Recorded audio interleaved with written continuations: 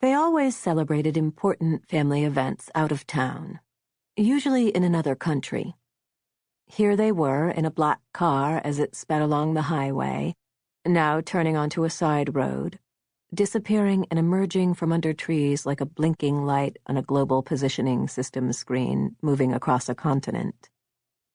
The tinted windows flickering with shadows and reflections, sparks dancing against the glass.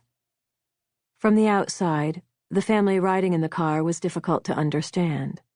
The way the movements of a fire, even when viewed within the safe confines of a fireplace, seem random and uncontrolled. However, inside, from amid the licking flames of its interlocking relationships, the Zane family made its own fantastical sense. All families are complicated, but because their connections constitute the primary reality that its members know, some families create a world that to them is more comprehensible than the world itself. From the point of view of the fire in the fireplace, the living room appears extraordinary, disorienting, and obscure, and the unexpected lashings of the blaze feel comfortable, ordinary, and known. This time, Jonathan had flown his driver over. So Vlad was taking Jonathan, Miranda, and Alex from the airstrip to the house in the same car.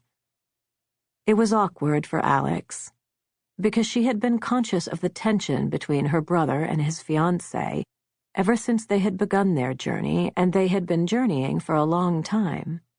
From New York to London, and then from London on a smaller plane, and now in this sedan, here, on a road in the British countryside lined with ancient trees, whose branches and leaves so loose and careless reminded Alex of one of Jonathan's silk ties, flung casually over his shoulder as it was at this very moment.